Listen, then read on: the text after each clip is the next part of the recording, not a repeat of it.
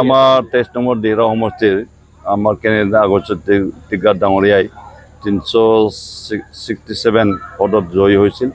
জয়ী হোৱাৰ পাছত যেতিয়া আমি আৰু ওচৰত গ'লোঁ চাৰ্টিফিকেটৰ কাৰণে, তেওঁ চাৰ্টিফিকেটটো অকণমান ডিলে কৰিলে। অকণমান দিলে মানে তেওঁ আমাৰ কিছুমান টেকনিকেল কাম আছে বুলি এগেইন তেওঁ আকৌ আমাৰ যোনটো তেওঁলোকৰ অথৰিটি অফিচাৰলোকে যিবিলাক ৰেজেক্ট কৰিছিল সেই ৰেজেক্ট পেপাৰ আকৌ চেক কৰিব লাগিব তেনেকুৱা ধৰণৰ কথা কোৱাত আমি তেওঁক বাৰে বাৰে অনুৰোধ কৰিলোঁ। এজ পাৰ এক্ট সেইটো সম্ভৱেই নহয়। সেইটো কোৱাত 1 ঘণ্টামানৰ পাছত যথেষ্ট বাকবিন্যতা হ'ল। আমিও ৰিকুৱেষ্ট কৰিলোঁ, তো অৱশেষত তেওঁ আমাৰ কথা নুশুনিলে।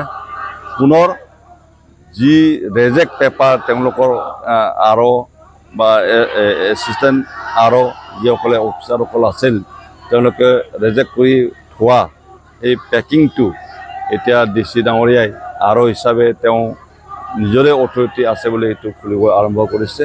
তেওঁ আমি দল হিচাপে পাৰ্টি হিচাপে আমি যথেষ্ট আপত্তি দৰ্শাইছিলোঁ। বিভিন্ন আইনৰ কথাও আমি তৰ্কাতৰ্কি কৰিছিলোঁ, কিন্তু অৱশেষত তেওঁ এতিয়া খুলিছে, খুলি সেইখিনি চাইছে। এতিয়ালৈকে তেওঁ চাই